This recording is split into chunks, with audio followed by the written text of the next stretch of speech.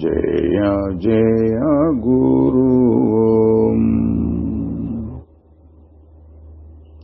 ఓం గురు జయ గురు జయ జయ గురు ఓం గురు జయ గురు జయ జయ గురు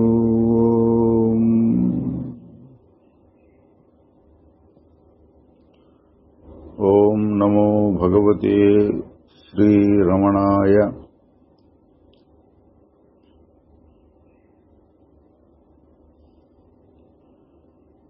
శ్రీ రమణ మహర్షితో సంభాషణలు, రకరకాల ప్రశ్నలు, ఒకే రకం జవాబులు అనే ప్రవచన పరంపరలో 69వ భాగానికి వస్తున్నాం. క్రిందటి భాగంలో రమణ సంభాషణలు, ఇంగ్లీష్లో టాక్స్ విత్ రమణ మహర్షి అనేది పూర్తి చేసుకున్నాం. ఆ తర్వాత సారాంశం, రమణ మహర్షి గారు చెప్పిన దాంట్లో సారాంశం ఏమిటి అని చూస్తున్నాం. అందులో ముఖ్యమైనటువంటిది, చెప్పిన వాటిల్లో చాలా ఎక్కువగా చెప్పేటటువంటిది ఆత్మవిచారణ. నేనెవరు పద్ధతిలో సాగుతుంది. మొదలుపెట్టినప్పుడు నేను అంటే అహంకారం. అహంకారం అనేక రకాలుగా పనిచేస్తూ ఉంటుంది. కర్త, భోక్త, ఇంకా ఊరక ఉన్నాను, నేను కూర్చున్నాను, మాట్లాడుతున్నాను, పడుకున్నాను, లేస్తున్నాను, నడుస్తున్నాను, చూస్తున్నాను, ఆలోచిస్తున్నాను, సుఖపడుతున్నాను, దుఃఖపడుతున్నాను. ఇదంతా అనేది అహంకారం. ఇది కూడా కొన్ని సందర్భాల్లో మనస్సులో ఒకటిగా చెప్తారు. ఇక్కడ నేను, సంస్కృతంలో అహం అనేది కొంత ప్రత్యేకతతో చెప్పారు. అంటే స్థూలమైన, సూక్ష్మమైన ఆలోచనలే ఉన్నట్టు కనపడదు, కానీ ఒక భావం, నేను ఈ శరీరంతో కలిసి ఉన్నాను, పనిచేస్తున్నాను, అనుభవిస్తున్నాను అన్నట్లుగా అనిపిస్తూ ఉంటుంది. రమణ మహర్షి గారి పద్ధతిలో అది మొదలుపెట్టినటువంటి స్థానం. అహంకారాన్ని పట్టుకుని నేనెవరు, అది కూడా ఎవరన్నా తెలియకపోతే శరీరం నేను కాదు, ఇంద్రియములు నేను కాదు, మనస్సు నేను కాదు, ఇటువంటి మాటలు వస్తూ ఉంటాయి శాస్త్రాల్లో. మహర్షి గారు వాటిని ఎక్కువగా చెప్పకుండా ఒకేసారి నేను, అహంకారం ఏమిటి, ఎవరు, దాన్ని పరిశీలిస్తూ ఉండాలి. ప్రశ్న వేసుకుని పరిశీలించాలి. దాన్ని ఇంకో రకంగా చెప్తే అహంకారం యొక్క మూలం ఏమిటి, ఎక్కడి నుంచి వస్తుంది అహంకారం, మనస్సు యొక్క మూలం ఏమిటి అన్న అదే వస్తుంది. మనస్సు యొక్క మూలం అహంకారం, మళ్ళీ అహంకారం యొక్క మూలం ఏమిటి అని చూస్తూ ఉంటే శుద్ధమైనటువంటి తెలివి, అంటే భావంలో ఏ విధమైన మార్పు లేకుండా ఒకే రకమైనటువంటి భావం. నేను ఉన్నాను అని లేదు, లేను అని లేదు, చేస్తున్నానని కానీ అనుభవిస్తున్నానని ఏమీ లేకుండా ఉత్త నేను. అటువంటి అనుభవాన్ని పురాణ అనే మాటతో కూడా చెప్పారు మహర్షి గారు. దాని గురించి క్రిందటిసారి చూచాం, సారాంశం భాగంలో కూడా చాలా ముఖ్యం కాబట్టి మళ్ళీ ఒకసారి చెప్పుకున్నాం. ఓం నమో భగవతే శ్రీ రమణాయ. మనం చూచాం మహర్షి గారు ఎక్కువగా చెప్పేది ఆత్మవిచారణ, నేనెవరు, మనస్సు ఏమిటి, అహంకారం ఏమిటి, మనస్సుకు మూలం ఏమిటి, నువ్వు మనస్సుతోటి అందులో ఉండే రాగద్వేషాలు, సుఖదుఖాలు మొదలైన భావాలతో ఏమాత్రం సంగం లేకుండా ఉంటావు మొదలైన విషయాలు చెప్పారు. అయితే కొద్దిగా ఇతర విషయాలు చెప్పారు. అందులో యోగం, ధ్యానం అనేటువంటి విషయాలు కూడా అక్కడక్కడ చెప్పేవారు. ఎందుకంటే కొంతమందికి అవి సరిపోతాయి, విచారణ అంతగా సరిపోదు అని. ధ్యానం అంటే ఏంటి అంటే ఏదో ఒక విషయాన్ని ఏకచింతనం అన్నారు. అంటే ఒకే రీతిగా దాని మీదే దృష్టి నిలబెట్టి రెండో దాన్ని ఆలోచించకుండా అదే నిలుపుతూ ఉంటే ధ్యానం. ఆ ధ్యానం ఆత్మ మీద ఉంటే ఆత్మధ్యానము అని అంటారు, నిధిధ్యాసన అని కూడా అంటారు. ఈ ఆత్మధ్యానం కాకుండా ఇంకా ఇతర అనేక రకాలైనటువంటి ధ్యానాలు ఉన్నాయి. మూర్తి ధ్యానం, భగవంతుని యొక్క ఆకారం, విగ్రహం మొదలైన వాటి మీద చేసే ధ్యానం. తన శరీరంలోనే భూమధ్యస్థానం, హృదయస్థానం, అందులో మహర్షి గారు ఎక్కువగా ఛాతీలో కుడివైపున అని చెప్పేవారు. ఇంకా సహస్రారం, ఇటువంటి స్థానాల మీద కూడా దృష్టి నిలబెట్టడం, అది కూడా ఒక రకమైన ధ్యానం కిందికి వస్తుంది. మహర్షి గారు వాటిని కూడా అప్పుడప్పుడు అంగీకరించి విచారణ కుదరని వాళ్ళకి అవి చేసుకోవచ్చు అన్నట్టుగా చెప్తూ ఉండేవారు. యోగం అనే మాట కూడా కొన్ని సందర్భాల్లో చెప్తూ ఉండేవారు. యోగం అంటే ముఖ్యంగా ఐక్యం కావటం, జీవుడు పరమాత్మలో ఐక్యం కావటం. మనం చూసాం భగవద్గీతలో యోగం అనే మాట అనేక సందర్భాలు అనేక అర్థాల్లో వస్తుంది. అయితే ప్రస్తుతం లోకంలో యోగం అన్నమాట హఠయోగం, ప్రాణాయామం, ఆసనాలు, బాహ్య వస్తువుల మీద గాని లేక భూమధ్యస్థానం మొదలైన ప్రదేశాలలో గాని దృష్టిని తదేకంగా నిలబెట్టి ఏకాగ్రత చేయడం, ఇటువంటివన్నీ యోగం అన్న పేరుతో ప్రస్తుతం లోకంలో చెప్తున్నారు. మహర్షి గారు కూడా ఎప్పుడైనా ఎవరైనా అడిగితే అటువంటివి కొద్దిగా చెప్పేవారు. అయితే తర్వాత ఏమనేవారంటే, యోగం అంటే ఈశ్వరునితో ఏకమవటం, జ్ఞానం అంటే అసలు ఎప్పుడైనా వియోగం అంటే పరమాత్మ కంటే జీవుడు వేరుగా ఉన్నాడా అనేది విచారించడం జ్ఞానం కిందికి వస్తుంది. అంటే ఏంటి, తన స్వరూపాన్ని నేనెవరు ఉంటూ విచారించుకుంటూ పోతే నేను ఎప్పుడు శుద్ధ చైతన్యమే అనేప్పుడు ఎప్పుడూ పరమాత్మయే, వేరైంది లేదు ఎప్పుడు కూడా. ఇది మహర్షి గారు ధ్యానాన్ని విచారాన్ని పోల్చి చెప్తూ ఉండేవారు.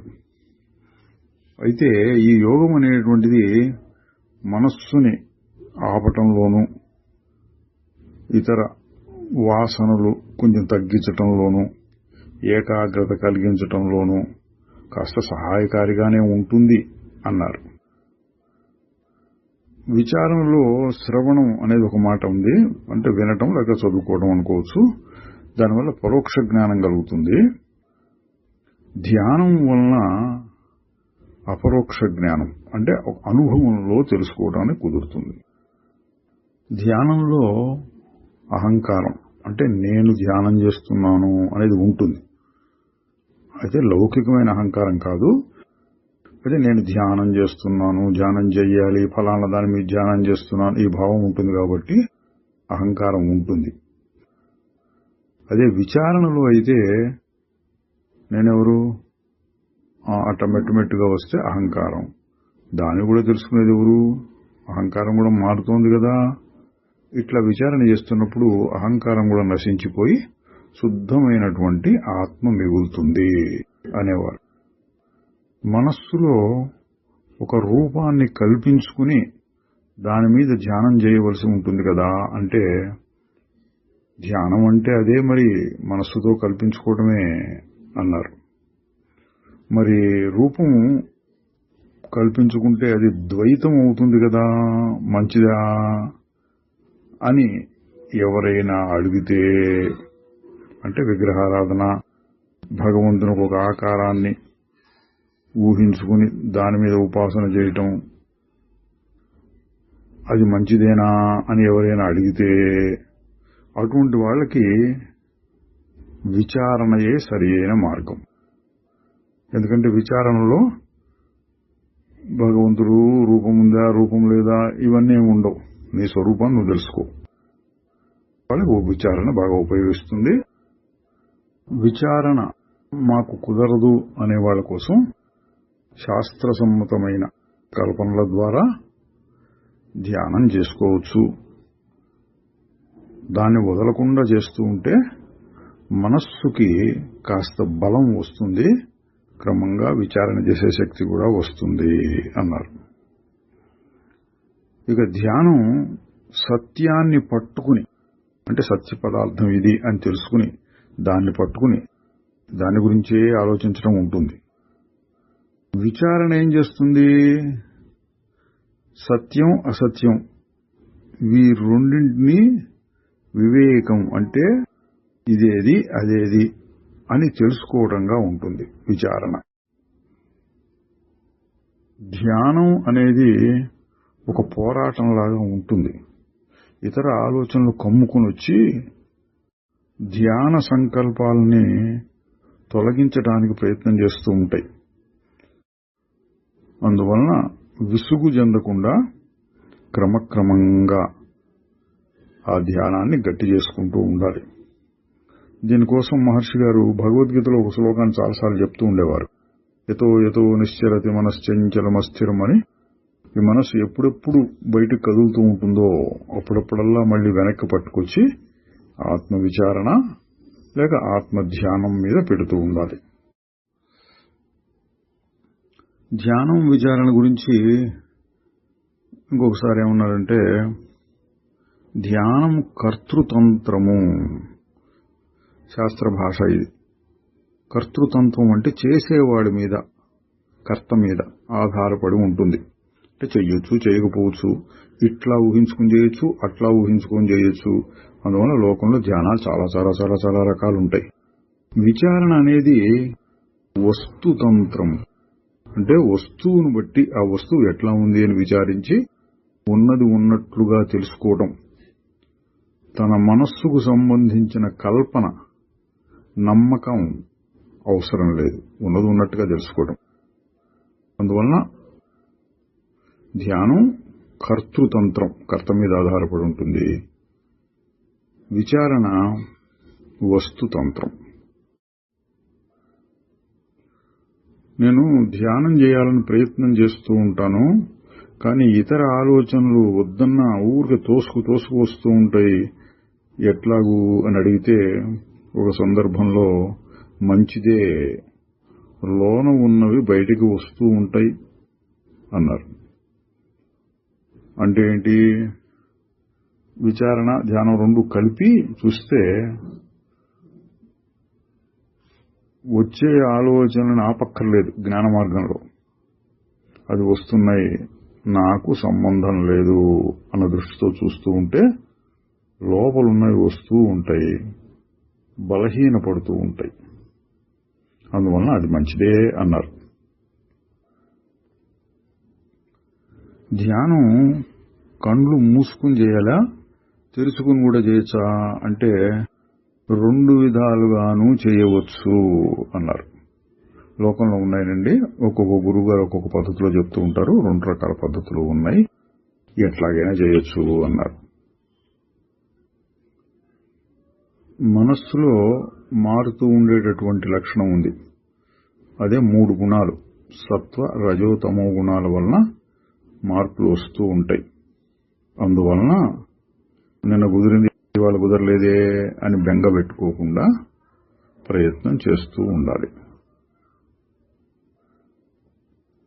నేనుని ధ్యానించటానికి దానికి ఒక రూపం అంటూ ఉండదు కదా. ఎట్లాగూ అంటే మహర్షి గారు చెప్పారు, మనం రూపం అనే దానికి అంతగా అలవాటు పడిపోయినాం, ఆ బురదలో దిగబడిపోయినాం. అంటే రూపం లేనటువంటి ఆత్మను కూడా ధ్యానించవచ్చు. ఎట్లా? అది రూపము లేనిది, దేని సంగము లేనటువంటిది. ఇటువంటి భావాల మీద ధ్యానం చేయవచ్చును అని అర్థం. ఆత్మ విచారణ, ఆత్మ ధ్యానం అనే వాటి తర్వాత మహర్షి గారు ఎక్కువగా చెప్పినటువంటి ఒక సాధన పద్ధతి శరణాగతి.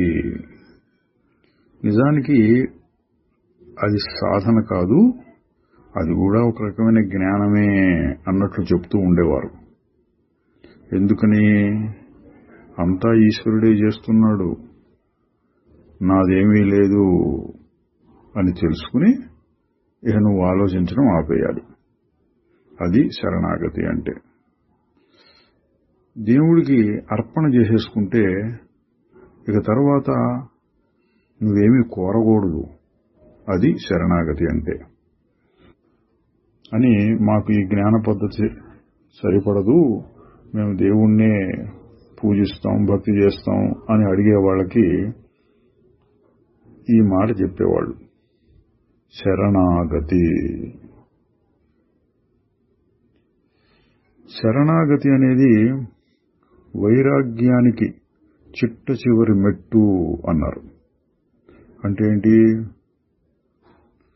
శరణాగతి అని చెప్పటం, వైరాగ్యం చెప్పటం రెండు ఒకటేను. ఎందుకు? అన్నిటినీ వదులుకోగలిగిన శక్తి నీకు వచ్చినప్పుడే నువ్వు శరణాగతి చేస్తావు. లేకపోతే ఏదో ఒకటి కోరుతూనే ఉంటావు, అర్పణ చెయ్యలేవు. పూర్ణంగా అర్పణ చేసుకుంటే మిగిలేది ఈశ్వరుడే. అహంకారం ఆ ఈశ్వరుడిలో లీనమైపోతుంది. మనం గమనించవచ్చు, మాట వేరుగా ఉంది. శరణాగతి దేవుడు నమ్మకం ఉన్న వాళ్ళకి చెప్పినట్లుగా ఉంటుంది. కానీ మహర్షి గారు చెప్పినటువంటి ఈ శరణాగతిలో జ్ఞానానికి తుదిమెట్టు అయినటువంటి మౌనం శరణాగతిలో కూడా వస్తుంది. ఈశ్వరుడికి అంతా అర్పణ చేస్తే ఇక నువ్వు ఆలోచించనక్కర్లేదు, మౌనమే. అది జ్ఞానానికి భక్తికి రెండిటికి సమానమే. అందువల్లనే ఒక్కొక్కసారి చెప్తూ ఉండేవారు, అహంకారం తన మూలంలో లీనం కావటమే శరణాగతి. అంటే దేవుడు నమ్మకం అన్నట్లుగా పైకి కనిపించిన జ్ఞాన పద్ధతిలో శరణాగతి అంటే అహంకారం తన మూలంలో, అంటే ఈశ్వరుల్లో అని కూడా అనొచ్చు, ఈశ్వరులో లీనం కావటం. జ్ఞానానికి అన్వయిస్తే తన మూలంలో లీనం కావటం, అది శరణాగతి. మేము నమ్మి శరణుజొచ్చాం, కానీ సహాయం రావటం లేదు అని కొంతమంది అడిగేవారు. అంటే ఏంటి? వాళ్ళకి ప్రాపంచికమైనటువంటి లాభాలు, ఈ ఆత్మజ్ఞానానికి సంబంధించినటువంటి అభివృద్ధి కలగాలి అనే కోరిక ఉందన్నమాట అండి. మేము శరణుజొచ్చాం, మాకేం రాలేదే అన్నట్టుగా అడిగితే, నువ్వు నిజంగా శరణాగతి పొందితే ఇక నీకు ఇష్టానిష్టాలు ఉండవు, నీవేమీ ఆలోచించకూడదు అన్నారు. అదే రకంగా కొందరు అడుగుతుండేవారు, జీవితంలో ఏ కొరత లేదు కానీ శాంతి మాత్రం కొరతగా ఉంది అంటే, సాధారణంగా విచారణ మార్గం చెప్పేవారు. కొంతమందికి భక్తి నీ కోరికను తీరుస్తుంది. భక్తి అంటే లోకంలో సామాన్యంగా చెప్పే భక్తి కాదు, అది శరణాగతి.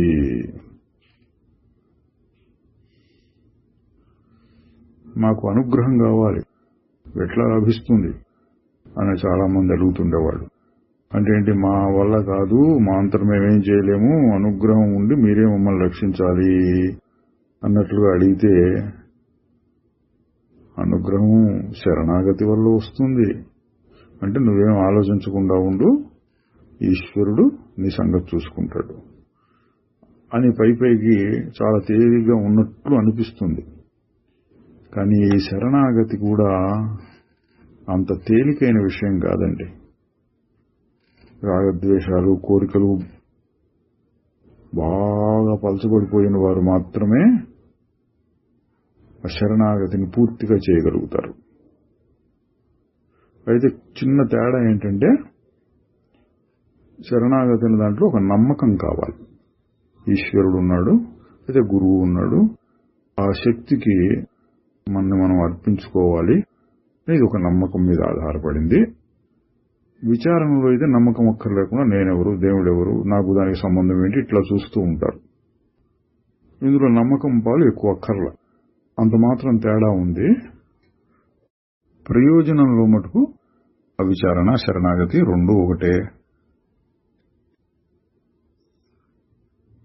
మహర్షి గారితో సంభాషణలో గురువు అన్న అంశం కూడా చాలా తరచుగా వచ్చేది. చాలా మంది అడుగుతూ ఉండేవారు. మహర్షి గారు రకరకాల స్థాయిల్లో చెప్పేవారు. ఎక్కువగా తన స్థాయిలో, తన పద్ధతిలో చెప్తే ఈశ్వరుడు, గురువు, ఆత్మ అన్నీ ఒకటే.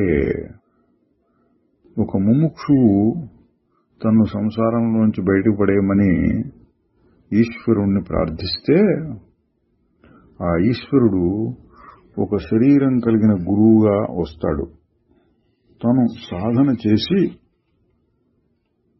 తన ఆత్మస్వరూపాన్ని తెలుసుకున్న తరువాత గురువు ఆత్మయే, వేరు కాదు అని తెలుస్తుంది అన్నారు. దైవం, శరణాగతి, గురువు, విచారణ, ఆత్మ అన్నీ ఒకటే అనేవారు తన స్థాయిలో. ఉన్నపాటి జ్ఞానంతో అభ్యాసం చేస్తూ ఉంటే గురువు తనకు తానే నిన్ను వెదక్కుంటూ వస్తాడు అని కూడా చెప్పారండి. అంటే ఏంటి మహర్షి గారి ఉద్దేశ్యం? నాకింకా గురువు లేడు కాబట్టి నేను ఇంకా ఏమీ మొదలు పెట్టలేదు అనుకోకుండా ఆత్మవిచారణ చేయి, కుదిరినంత చేస్తూ ఉండు. నువ్వు చిత్తశుద్ధితో చేస్తూ ఉంటే గురువే నీ దగ్గరికి వస్తాడు. అంటే వచ్చి మన తలుపు తడతాడని కాదు, అట్లా ఆ సందర్భం సమకూడుతుంది. గురువుకి శిష్యుడికి ఆ సంబంధం ఎట్లాగో కలుగుతుంది. ఇష్టదైవము, గురువు సహాయం చేస్తారు, కానీ నీ ప్రయత్నం కూడా అవసరమే. శ్రవణ మననాదుల కంటే కూడా గురువు అనుగ్రహమే ఎక్కువగా ప్రయోజనం కలిగిస్తుంది. అట్లాగని నువ్వు ఊరకుండటం కాదు, నీ ప్రయత్నం నువ్వు చేస్తూ ఉండాలి అనేవారు. గురువు ఎన్నాళ్ళు మనకు అవసరం అంటే లఘువు ఉన్నంత వరకు అనేవాడు. అంటే చిన్నవాడు ఉంటే, చిన్నవాడంటే ఎవరు? జీవుడు, అహంకారం. నేను చిన్నవాడిని, నాకేం తెలియదు, అజ్ఞానిని అనుకుంటున్నంత వరకు గురువు నీకు కావాలి. నువ్వు ఆత్మస్వరూపాన్ని తెలుసుకోగలిగితే అప్పుడు గురువు, దేవుడు, ఆత్మ అన్నీ ఒకటైపోతాయి. విశ్వ చైతన్యం అంటే ఈశ్వరుని యొక్క శక్తి ఎవరో ఒకానొక అరుదైన వ్యక్తిలో ఎక్కువగా అవతరిస్తుంది. బలహీనమైన మనస్సు కలిగిన వారిని ఆ విశ్వ చైతన్యంతో కలపటానికి ఆ శక్తి ఉపయోగిస్తుంది. అదే గురువు అన్నారు.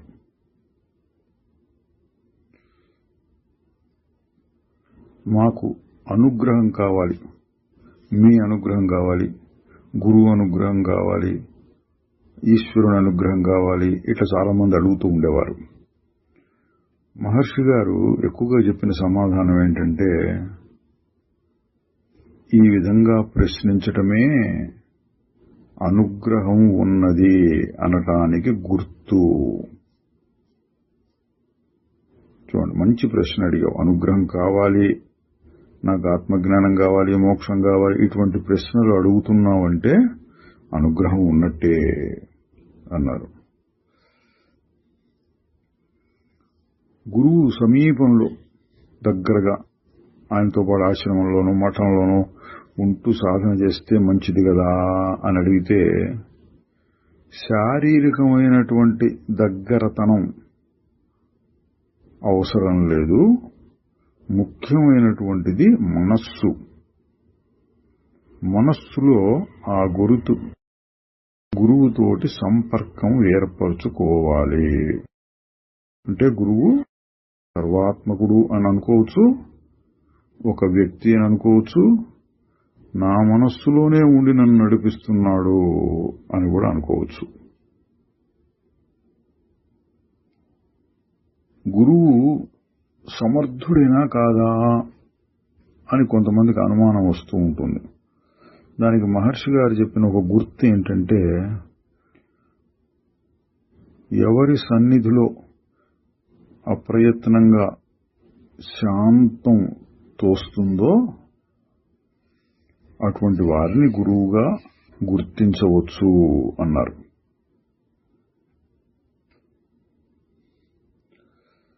మనం అనుకుంటూ ఉంటాం మన ప్రయత్నంతో అన్నీ సాధించగలము అని. ఎన్నోసార్లు అట్లా చెయ్యలేక భంగపడితే అప్పుడు దైవం ఉన్నాడు, అనుగ్రహం కావాలి అని ఒప్పుకోవలసి వస్తుంది. గురువు ఎంతకాలం అంటే సంశయాలు తీరే వరకు భౌతికంగా ఒక గురువు అవసరం. తరువాత లేకుండా పోతాడని కాదు, అంతరంగంలోనే సరైన త్రోవలో నడిచేటట్లుగా చేస్తూ ఉంటాడు. తర్వాత ఆత్మగా మిగులుతాడు.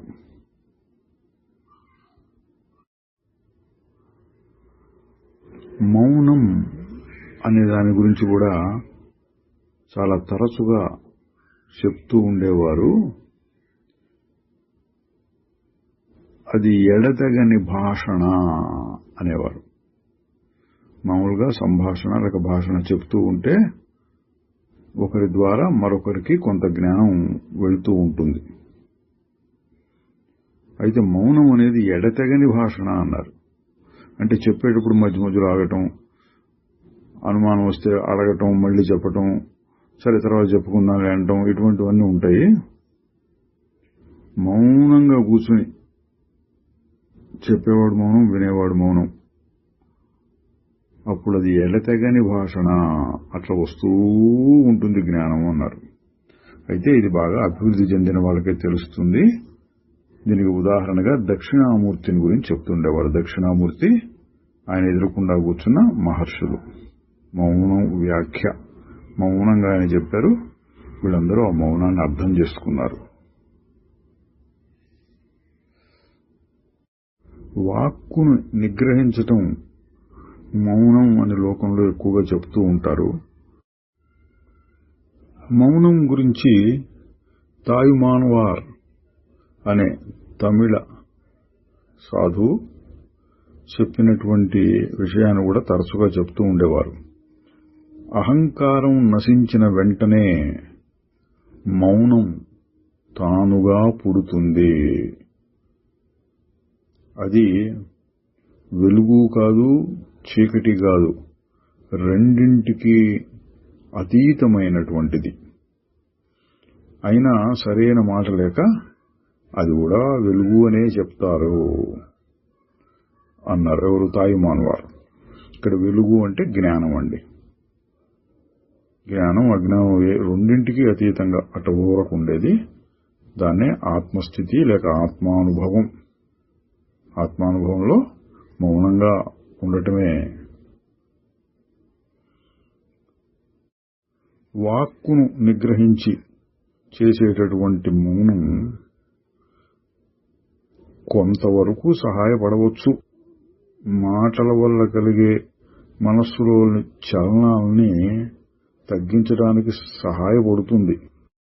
కానీ అది పూర్ణమైన సాధన కాదు.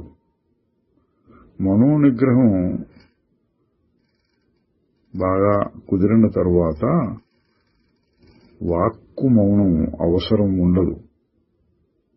లోన మనస్సు ఊరికే చలిస్తూ ఉంటే, నోరు మాత్రం మూసుకుంటే ఏం ప్రయోజనం అని కూడా చెప్పేవారు.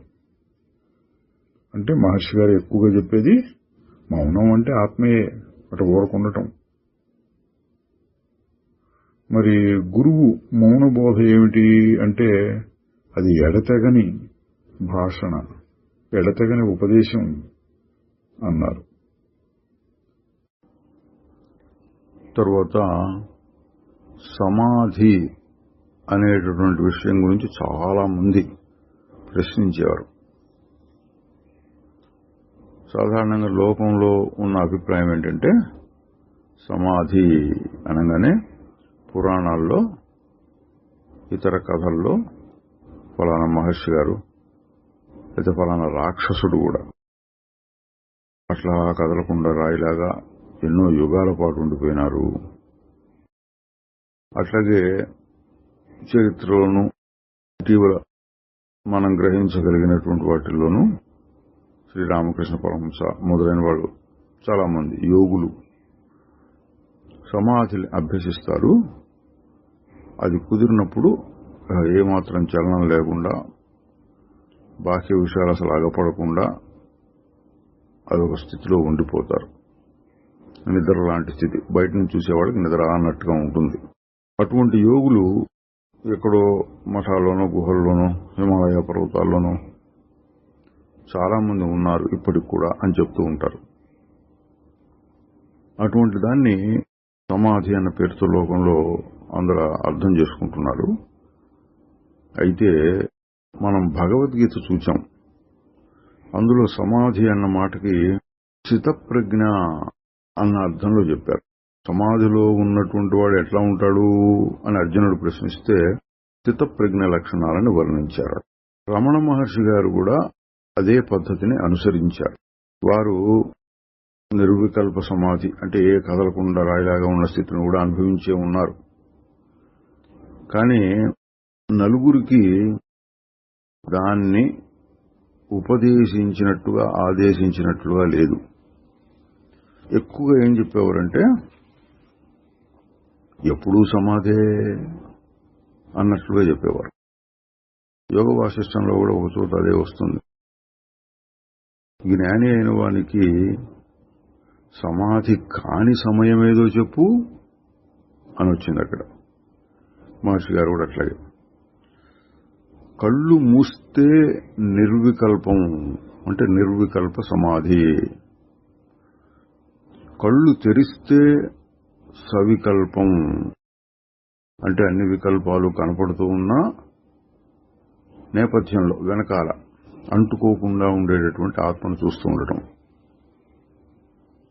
ఎప్పుడూ ఉండేటటువంటిది సహజ సమాధి అంటే ఆత్మే సహజ సమాధి అంటే. అప్పుడప్పుడు సవికల్ప సమాధి, అప్పుడప్పుడు నిర్వికల్ప సమాధి అటువంటి స్థితులు కలుగుతూ ఉన్నా అవి మనస్సు యొక్క లక్షణాలే.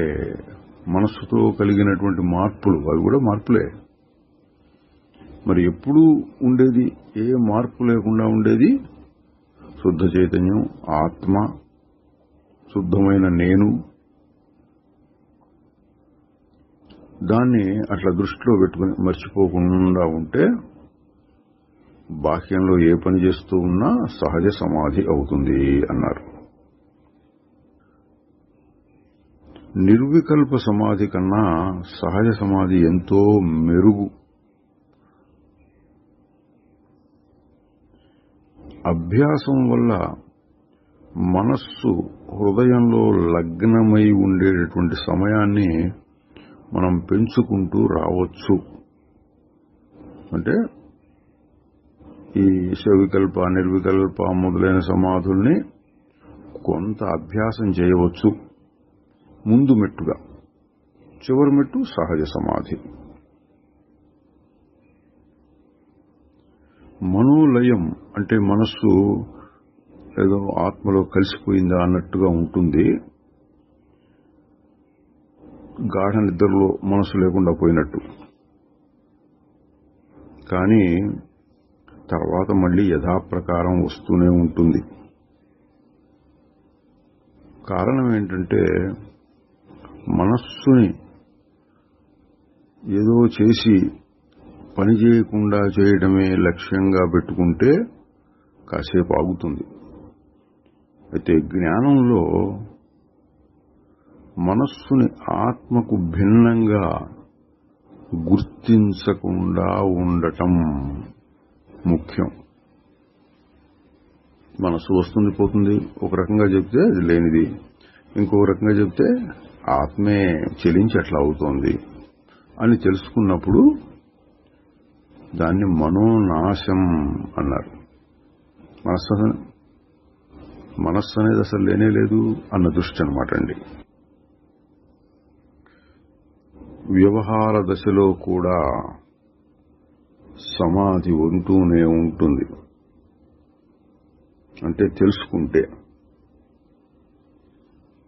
బొమ్మలు పడ్డా పడకపోయినా తెర ఎప్పుడూ ఉన్నట్లుగా సమాధి స్థితి ఎప్పుడూ ఉంటుంది. అంటే ఆత్మస్ఫురణ అన్న అర్థంలో సమాధి అన్నదాన్ని చెప్పారు. మెరుపులాగా వస్తూ ఉంటాయి అనుభవాలు. అప్పుడప్పుడు మనసు ఆగిపోయే అనుభవం ఒకటైతే రకరకాల దృశ్యాలు కనపడి, అలౌకికమైన దృశ్యాలు కనపడుతూ ఉండే అనుభవాలు కొన్ని. వాటి గురించి మహర్షి గారు ఏం చెప్పారంటే, మెరుపులాగా వచ్చే అనుభవం మెరుపులాగానే పోతుంది. ధ్యానంలో అప్పుడప్పుడు భయం కలుగుతూ ఉంటుంది. ఎందుకు? ఏమీ లేనటువంటి స్థితి కలిగితే దేహం నశించిపోతోంది, నేను మరణిస్తున్నానన్నట్లుగా అనిపిస్తుంది అని అడిగితే పర్వాలేదు, అది కొంత అలవాటైతే ఆ భయం పోతుంది అన్నారు. సమాధి గురించి ఊరికే అడుగుతూ ఉంటే మహర్షి గారు ఒకరితో అన్నారు, సమాధి మీద నీకంత ఉబలాటం ఉంటే ఏ మత్తు ముందైనా చాలు ఆ స్థితిని కలిగించటానికి. అటువంటి సమాధిలో కూడా వాసనలు సూక్ష్మ రూపంలో ఉండనే ఉంటాయి. వాటిని నిర్మూలించటమే ముఖ్యము అన్నారు. మహర్షి గారు మనం చూసాం, ఎక్కువగా 90 వంతులు అనుకోండి, 190 వంతులు ఆత్మవిచారణ, నేనెవరు అనేదాన్ని చెప్తూ ఉండేవారు. అయితే ఇతర సాధనలు కూడా చెప్పేవారు. అందులో ముఖ్యమైనది శరణాగతి. దాన్ని కూడా చూసాం మనం. శరణాగతి అంటే కూడా జ్ఞానమే. ఎందుకు? నాదేం లేదు, అంతా నువ్వే, ఏం చేసినా నువ్వే, లేక నువ్వే చేయించినట్లే అని తెలుసుకుంటే తర్వాత ఇక తాను చేయవలసింది ఏముండదు. అది అర్పణ, అదే శరణాగతి అని జ్ఞానము శరణాగతి రెండింటినీ సమన్వయం చేశారు. విచారణ శరణాగతి కాకుండా ఇతరమైన విషయాలు స్వయంగా వారు చెప్పకపోయినా అడిగిన వారిని బట్టి సరే అది మంచిదే అన్నట్లుగా చెప్పుకుంటూ వచ్చేవారు. ఆ ఇతర సాధనలు వారు చెప్పినవేంటో కొద్దిగా చూద్దాం. మనస్సు ఎప్పుడూ చలిస్తూ ఉంటుంది. దాన్ని కొంత అదుపులోకి తెచ్చుకోవడానికి ఏదో ఒక ఆలోచన మీద దానిని నిలబెట్టాలి. అన్ని ఇతర సాధనలకి ఉద్దేశ్యం చలించేటటువంటి మనస్సుని ఏదో ఒక దాని మీద ఏకాగ్రం చేసి నిలబెట్టడం. అది జ్ఞానానికి ముందు మెట్టు అవుతుంది. కర్మ, భక్తి, యోగం, జ్ఞానం ఈ పద్ధతుల్లో ఏది ఉత్తమం అని ప్రశ్నించేవారు కొందరు. మహర్షి గారు అన్నిటి యొక్క లక్ష్యము ఆత్మస్థితిలో ఉండటమే. ఏదో ఒక మార్గాన్ని, అంటే నీకు నచ్చిన దాన్ని అనుసరించి చూడు. చివరకు మౌనం అనే స్థితిని చేరుతావు అని చెప్పారు. మరి లోకంలో సాధన పద్ధతులు అన్నీ శాస్త్రకారులు, పెద్దలు, అనుభవజ్ఞులు ఏర్పరిచినవేను. అన్ని ఎందుకు అంటే అందరికీ ఒకటే సరిపోతుంది అనుకోకూడదు. వైవిధ్యం అంటే రకరకాల మనస్సులుంటాయి కాబట్టి వారికి తగిన మార్గాలు వారు చూసుకోవచ్చు. తాయుమానవార్ అనే తమిళ జ్ఞాని, కవి గురించి ఎక్కువగా చెప్తూ ఉండేవారు. సమాధి గురించి, యోగాభ్యాసం గురించి ఆయన అన్నమాట కూడా ఒకటి ఉదాహరించేవారు. నిశ్చలంగా ఉంటే ఆనందం తానై వెళ్లి విరుస్తుంది. మరి ఈ యోగాభ్యాసం ఎందుకు అని ఆయన అన్నారట. ఇప్పుడు చెప్పిన తాయుమానవార్ సూక్తి లాంటిది విన్నవారు అంటే ఇంకేం చేయక్కర్లేదు మనం అన్నట్లుగా చాలా చోట్ల వస్తూ ఉంటుంది. చాలా మంది జ్ఞానులు చెప్తారు, శాస్త్రాల్లో ఉంది, మహర్షి గారు కూడా చెప్తూ ఉంటారు. దాన్ని బట్టి కొందరు ప్రశ్న వేశారు. శాస్త్రాల్లో 2 రకాలుగానే ఉంది, ఇట్లా చేయి, ఇట్లా చేయి, ఇది ఇది ఇది అని చెప్పిన సందర్భాలు చాలా ఉన్నాయి. ఎందుకు చేయటం, నువ్వుగా ఉండక అన్నట్లుగా చెప్పిన సందర్భాలు కూడా చాలా ఉన్నాయి. తికమక కలుగుతున్నది ఏమిటి అని అడిగేవారు. మహర్షి గారు సమన్వయం చేశారు రెండింటిని. సిద్ధి కలగని వారికి సాధనలు కావాలి. ఆ సిద్ధి కలగటానికి అంటే చివరి స్థితి శుద్ధమైన జ్ఞానము, లేక మౌనము, లేక స్ఫురణ, అవి కలగటానికి ఆటంకాలు ఉంటాయి, వాసనలు మొదలైనవి. వాటిని నివారించడానికి శ్రద్ధగా ఏదో చెయ్యాలి. చివరిగా ఇక గమ్యమేమిటో, దాన్ని చేరటమేమిటో తెలియనట్లుగా ఉండిపోయే స్థితి కలుగుతుంది. ఇప్పుడు అన్నీ వదిలేస్తే దైవశక్తి పనిచేస్తుంది, ఆత్మ సాక్షాత్కారం కలుగుతుంది అన్నారు. అంటే అన్ని స్థాయిల వారికి సరిపోయేటట్టు ఒక స్థాయిలో సాధన చేయమని చెప్తాం, ఒక స్థాయిలో అనవసరం అని చెప్పాలి అని చెప్పారు. తరువాత విగ్రహారాధన గురించి కూడా చాలా మంది అడిగేవారు. అంటే ఒక పటాన్నో విగ్రహాన్నో పెట్టుకుని ఒక దేవతను ఆ విధంగా ఆరాధిస్తూ ఉపాసన చేస్తూ ఉండటం. దానికి మహర్షి గారు చేసిన వ్యాఖ్య ఏంటంటే, విగ్రహారాధన అనేది దేహమే నేను అనుకున్న స్థితిలో చేస్తూ ఉండొచ్చు, నష్టం లేదు. దానివలన చిత్త ఏకాగ్రత కుదురుతుంది. అంటే శ్రద్ధగా చేసేవాళ్ళకండి. ఊరికేదో మొక్కుబడిగా ఇట్లా నమస్కారం పెట్టడం, ప్రదక్షిణ చేయటం అటువంటి వాటిని అసలు సాధన కింద తీసుకోరు. కొంచెం శ్రద్ధగా ఏదో జపము, ధ్యానము, ఉపాసన మొదలైన చేసేవాళ్ళు దానివల్ల కొంత లాభం పొందుతారు, తప్పేం లేదు. అదేవిధంగా యోగాభ్యాసం, ప్రాణాయామాలు మొదలైనవి కూడా చిత్తాన్ని శుద్ధం చేయటం, ఏకాగ్రం చేయటం కోసం ఉపయోగిస్తాయి. మన హిందూ సంఘంలో వర్ణాశ్రమ ధర్మాలు అనేవి ముఖ్యంగా కనపడుతూ ఉంటాయి. దాని గురించి కూడా చాలా మంది అడిగేవారు. మహర్షి గారు ఏమన్నారంటే, మనస్సును అదుపులో పెట్టడం కోసం ఏవో కొన్ని నియమాలు, ధర్మాలు కావాలి. ప్రారంభ దశలో ఉన్నవారు అటువంటి వాటిని ఆచరిస్తూనే ఉండాలి. అంటే జ్ఞానం కలిగిన తర్వాత అంత పట్టుదల లేదు, కానీ మొదటి దశలో చేస్తే ఒక క్రమశిక్షణ కలుగుతుంది. తద్వారా పై మెట్టుకు వెళ్ళటానికి అవకాశం కలుగుతుంది.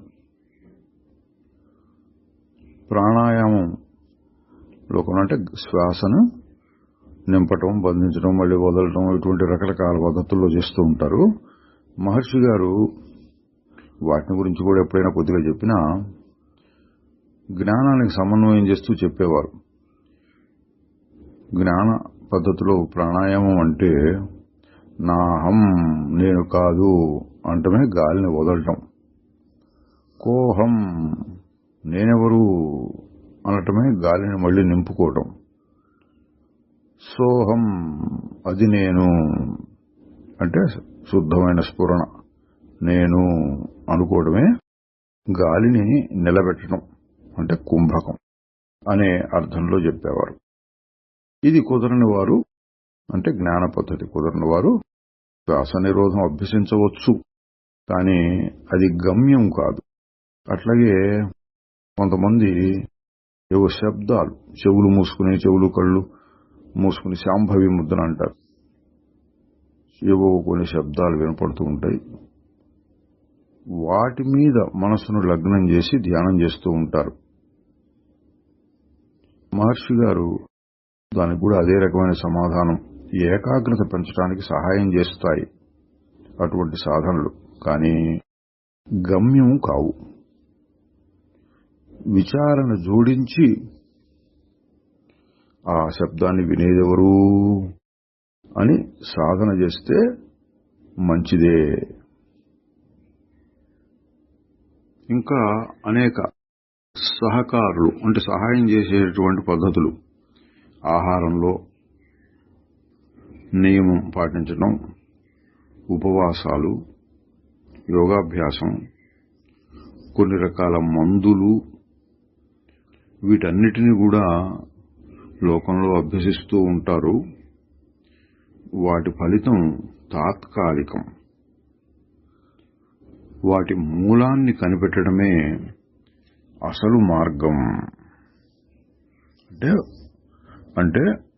వాటిని కాదనకుండానే అక్కడతో ఆగద్దు, పై మెట్టికెళ్ళండి అనే మహర్షి గారి బోధ.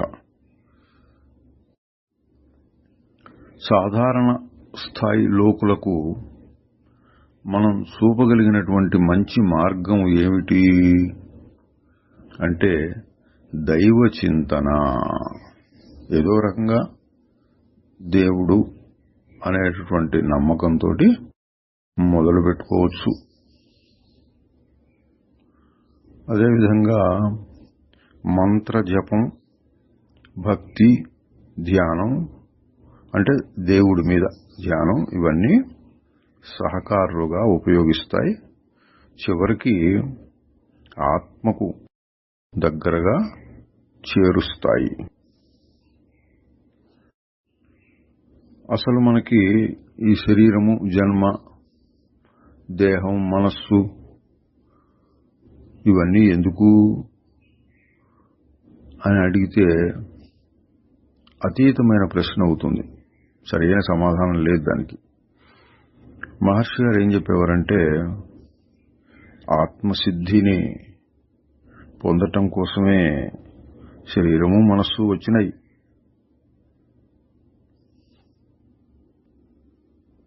ఎన్నో రకాల పద్ధతులు, యోగం, కర్మ, భక్తి వంటివి, ఒక్కొక్క దాంట్లో ఎన్నో అవాంతర భేదాలు అంటే ఒక్కొక్క దాంట్లో మళ్లీ మళ్లీ శాఖలు లాంటివి ఉంటున్నాయి.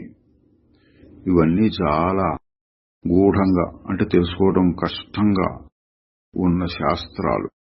ఇదంతా సాధకుల్ని భ్రమ పెట్టడం కోసమే ఉపయోగిస్తుంది. అందువలనే ఎన్నో రకాల మతాలు, శాఖలు ప్రపంచంలో కనపడుతున్నాయి. అవి సూటి అయిన మార్గం కాదు. అట్లాగే శాస్త్రాధ్యయనం, ఒక గ్రంథం తర్వాత ఒక గ్రంథం తర్వాత ఇంకో గ్రంథం అట్లా చదువుతూ పోతూ ఉంటారు. ఉదాహరణకు ఒక భగవద్గీత తీసుకుంటే దానికి లెక్క పెట్టలేనన్ని వ్యాఖ్యానాలున్నాయి. అందులో మనం భగవద్గీతను బాగా అర్థం చేసుకోవాలంటే కనీసం ఒక 10 వ్యాఖ్యానాలు చదవాలి అని ఒక లక్ష్యం పెట్టుకుంటే దాంతో కొన్ని సంవత్సరాలు గడిచిపోతాయి. అటువంటి శాస్త్రాధ్యయనాన్ని మహర్షి గారు అంతగా మెచ్చుకోలేదు. శాస్త్రాధ్యయనం కూడా అంటే అవసరమైన దానికంటే ఎక్కువ ఒక వాసన అవుతుంది. శాస్త్ర వాసన అని పేరు పెట్టారు దాన్ని. మరి ఎట్లాగూ అంటే మొట్టమొదటిలోనే మనం చెప్పుకున్నాం, సారభూతమైన దాన్ని ఉపాసన చేయాలి. ఏమిటి సారం అంటే ఇప్పుడు మహర్షి గారు చెప్తున్నారు. మహర్షి గారు మనం చూస్తున్నాం, దేన్ని పెద్దగా ఖండించకుండానే సమన్వయం చేసుకుంటూ వస్తారు. పర్వాలేదు, అది మంచిదే అన్నట్లుగా కొన్ని చోట్ల కొంత విమర్శించినట్టు కనపడుతుంది. వృత్తి ప్రభాకరం, విచార సాగరం, సూత్ర భాష్యం అంటే బ్రహ్మసూత్రాలు మొదలైన వాటికి భాష్యం, అందులో విపరీతమైనటువంటి తర్కం, వీటితో బాగా పరిచయం ఉన్నవాళ్లు ఆ వాసనలని బాగా బలపరుచుకొని ఉంటారు. సద్విద్య లాంటి చిన్న పుస్తకాలను వారు మెచ్చుకోరు. సద్విద్య మహర్షి గారు రచించిందే ఓ చిన్న పుస్తకం.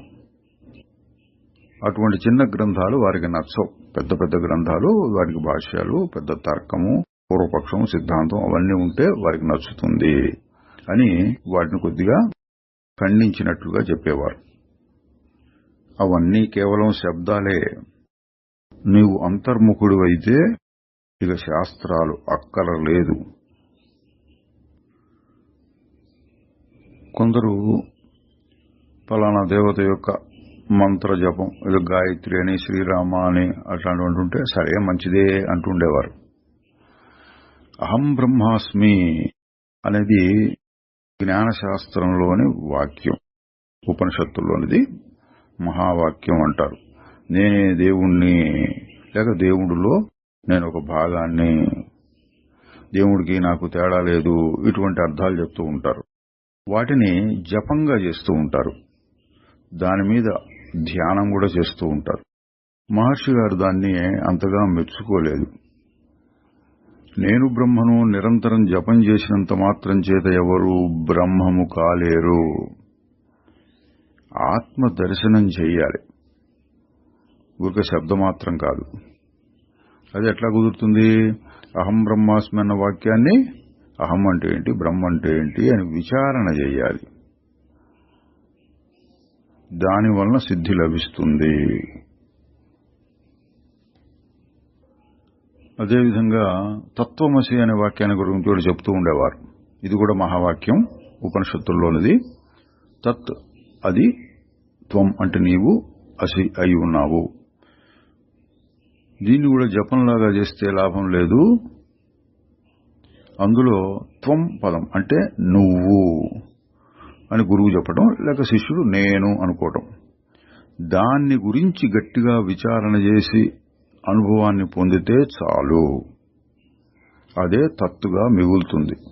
అప్పుడు తత్తుకి త్వంకి తేడా ఉండదు అని చెప్పేవారు. రకరకాల తర్కాలు ఉపయోగించి, అంటే అనేక శాస్త్రాలు, పూర్వపక్షం, సిద్ధాంతం ఇటువంటి వాటిని ఉపయోగించి ఆత్మస్వరూపాన్ని చక్కగా బుద్ధి స్థాయిలో, అంటే ఏం అనుమానం లేదు నాకు అన్నట్లుగా తెలుసుకుంటే చాలునా అంటే మహర్షి గారు అది చాలదు. మరైతే అటువంటివి ఎందుకున్నాయి అంటే, బుద్ధి స్థాయిలో తెలియకుండా దాన్ని అభ్యసించటం ఎలా కుదురుతుంది అంటే, బుద్ధితోటి ఆత్మ అంటే ఫలానా శరీరం కాదు, మనస్సు కాదు, అది వేరే ఉంటుంది, శుద్ధ చైతన్యం, ఇటువంటి విషయాలు తెలుసుకుని దానిని మననం, నిధిధ్యాసన చేయాలి. అట్లా కాకుండా ఎంతసేపు శాస్త్రంలో ఉన్న దాన్ని చక్కగా అర్థం చేసుకుంటాం, ఎవరైనా అడిగితే దాన్ని మళ్లీ వివరించి చెప్పగలగటం, అది చాలదు. అందువలన ఆ బుద్ధిస్థాయి అవగాహనతో ఆగకుండా అభ్యాసం చేయి, అనుభవంలో ఆ స్ఫురణని పొందాలి అన్నారు.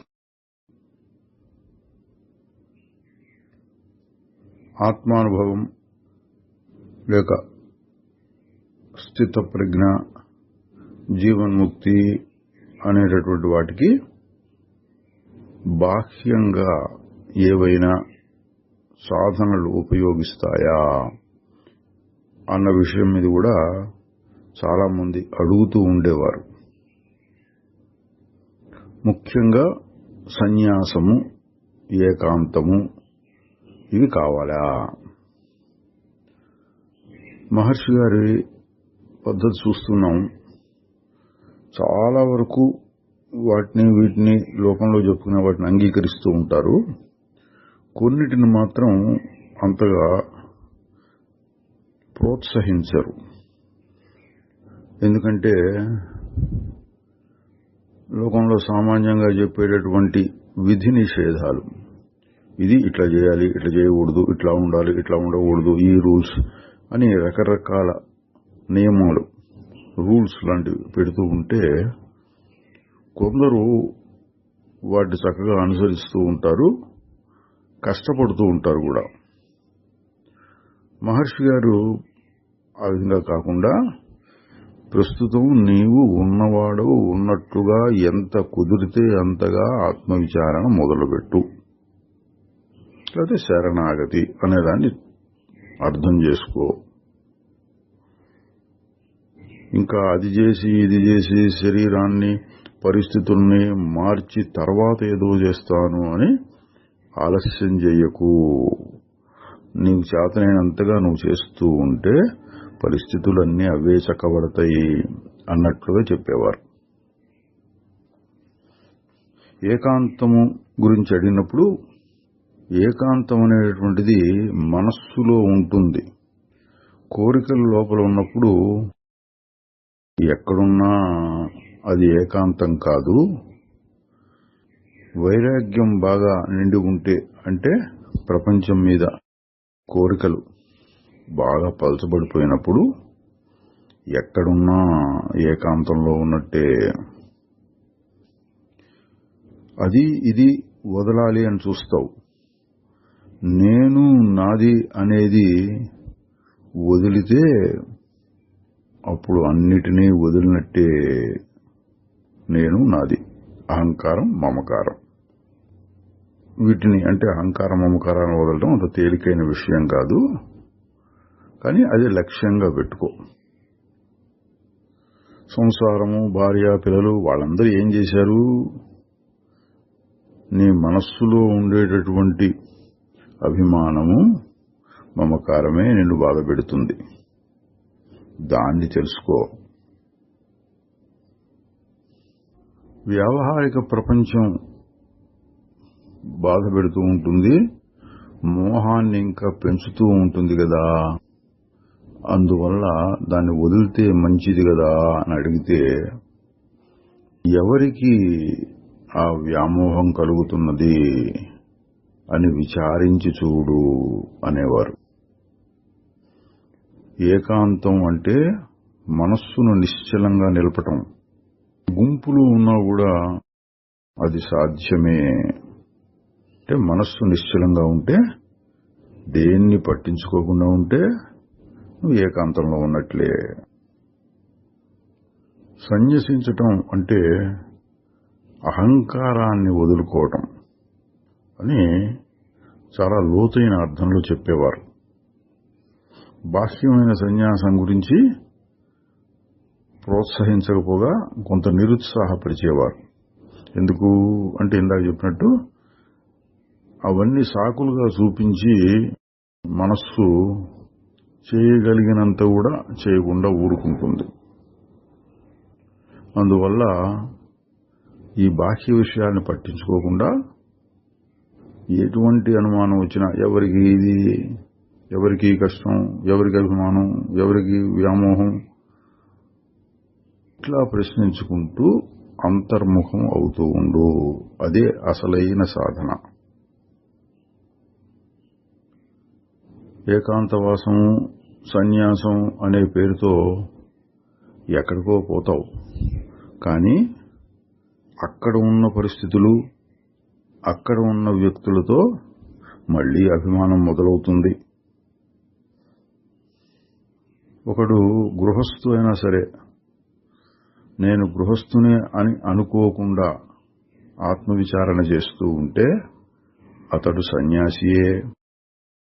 ఒకడు బాహ్యంగా సన్యసించినా నేను సన్యాసిని అని అభిమానపడుతూ ఉంటే అతడు సన్యాసి కాలేడు.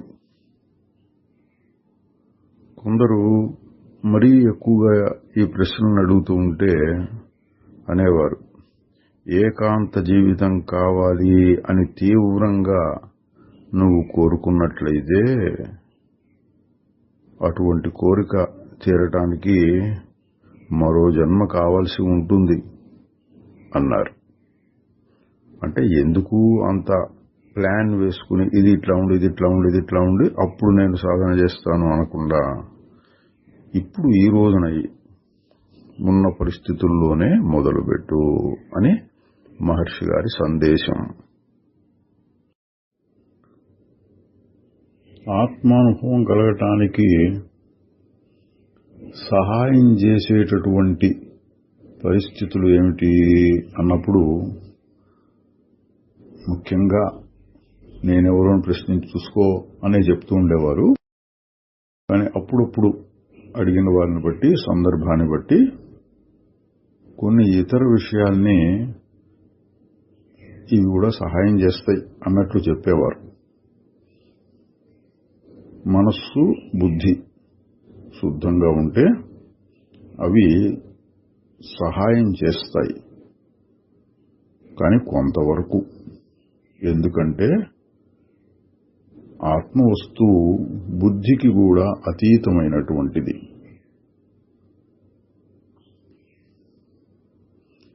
ఈశ్వరానుగ్రహం చాలా అవసరమే. అయితే ఎవరికి శ్రద్ధ నిర్విరామ కృషి ఉంటుందో వారికే ఆ అనుగ్రహం లభిస్తుంది. ఆహారం ఎట్లా ఉండాలి అని అడిగితే ఇది సాత్విక ఆహారం, ఇది రాజసిక ఆహారం, ఇది తామసిక ఆహారం ఇట్లా ఒక పట్టిలాగా చెప్పకుండా తేలిగ్గా చెప్పేవారు.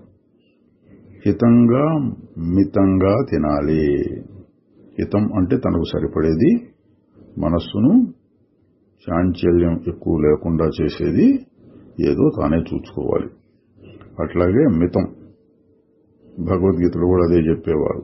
ఎక్కువ తినకూడదు, తక్కువ తినకూడదు, సరిగ్గా ఎంత కావాలో అంత తనకు తాను చూసుకోవాలి. హితంగా మితంగా అనేవారు. శాస్త్ర అవలోకనం అంటే శాస్త్రాలు చూడటం చదవటం ఉపయోగిస్తుందా అంటే ఆధ్యాత్మికమైన ఆసక్తి కలిగించడం కోసం మన పురాణాలు గాని ఇతర గ్రంథాలు గాని ఆసక్తి కలిగించేటంత వరకు అవి సహాయం చేస్తాయి. ఆసక్తి కలిగిన వారు ఆచరణ, అభ్యాసం, సాధన అంటే నేనెవరు మొదలైన వాటిని చేస్తూ ఉండటమే కావాల్సింది. అప్పుడు ఈ శాస్త్రాలన్నీ ఒక బరువుగా అవుతాయి.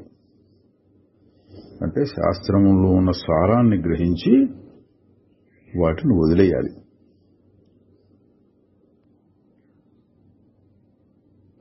నాకు నేను సహాయం చేసుకోలేకుండా ఉన్నాను ఎట్లా అని అడిగితే సత్సంగం ఉపయోగిస్తుంది అని సత్సంగం యొక్క మహిమని కాస్త గొప్పగానే చెప్పేవారు. ఆకారం కల్పించి ఈశ్వరుణ్ణి ఆరాధించటం మంచిదేనా అంటే మంచిదే, సరైన దోవ చూపిస్తుంది. అట్లాగే జపం మంచిదే. ముందు వాచిక జపం అంటే కాస్త వినపడకుండా ఒక్కోసారి ఇంకా బయటికి కూడా వినపడేటట్లు అనుకుంటూ ఉంటారు. క్రమంగా అది మానసిక జపం అవుతుంది. తరువాత మనస్సులో ఒక నిశ్చలత కూడా ఏర్పడుతుంది. ఆ విధంగా అది ఉపయోగిస్తుంది. మోక్షం కలగడానికి ఏం చేయాలి అని అడుగుతూ ఉండేవారు. అడిగిన వారిని బట్టి మహర్షి గారు చెప్పేవారు, అసలు మోక్షం అంటే ఏమిటో అర్థం చేసుకో.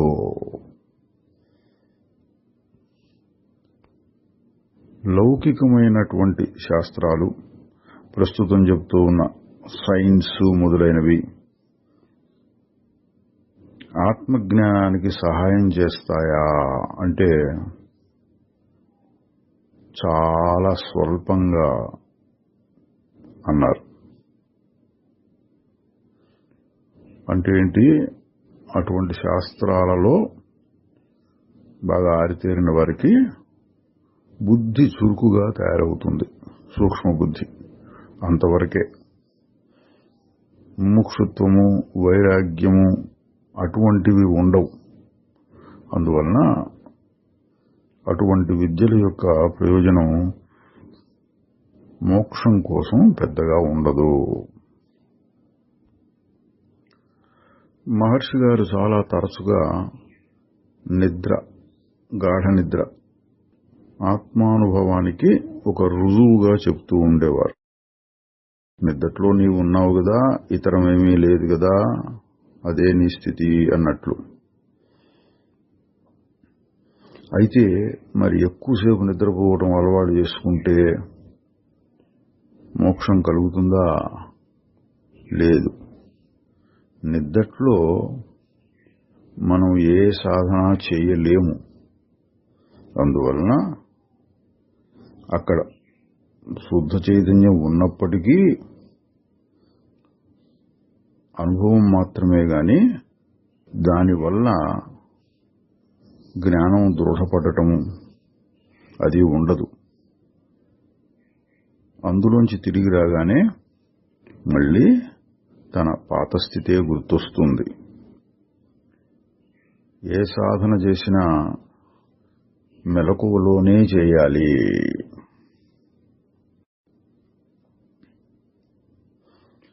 నేను విచారణ మొదలైన సాధనలు చేస్తూ ఉన్నప్పుడు నిద్ర ఎక్కువగా వస్తూ ఉంటుంది.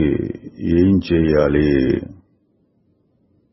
అంటే, నిద్రలోకి పోయేటప్పుడు మెలకువ వచ్చిన వెంటనే నేనెవరు, ఎవరికి నిద్ర వచ్చింది, దానికి నాకు సంబంధం ఏమిటి, ఇటువంటి విచారణ చేయి. అంటే మొండిగా నిద్రని ఆపుకుని సాధన చేయాలి అనేటటువంటి పద్ధతి చెప్పేవారు కాదు. నిద్ర వస్తే రాని, నిద్రలోనికి పోయే ముందు మెలకు వచ్చిన వెంటనే మళ్ళీ నీ సాధన మొదలుపెట్టు అనేవారు. వాసనలు అంటే మనకు తెలుసు, లోపల గట్టిగా పట్టుకుని ఉన్నటువంటి భావాలు మనకు తెలియకుండా కూడా మనం అనుకున్న రీతిలో కాకుండా వేరే పద్ధతుల్లో నడిపించటానికి బాగా బలంగా ప్రేరేపిస్తూ ఉంటాయి. వాటిలో ముఖ్యంగా దేహ వాసన, దేహం నేను అనుకోవటం. నేను శుద్ధ చైతన్యం అనే భావాన్ని కలిగించుకోవడానికి ప్రయత్నం చేస్తూ ఉన్నా, మన బుద్ధి స్థాయిలో దాన్ని అంగీకరించినా కాదు నేను దేహమే అన్నట్లు లోపల నుంచి అనిపిస్తూ ఉంటుంది. ఇంతకు ముందు కలిగిన అనుభవాలు గట్టిపడినందువల్ల. ఈ వాసనలు అన్న దాని గురించి కూడా మహర్షి గారు చాలాసార్లు చెప్తూ ఉండేవారు. ఆత్మానుభవానికి అడ్డంకులు వాసనలే. వాటిని పోగొట్టడం ఎట్లాగూ అంటే ఆత్మజ్ఞానం వల్లనే. ఇది చిక్కుముడి. జ్ఞానం కలిగితే వాసనలు క్షయిస్తాయి. వాసనలు పలుచబడుతూ ఉంటే జ్ఞానం పెరుగుతుంది. కాబట్టి కుదిరినంతగా ఆత్మవిచారణ చేస్తూ ఉండు.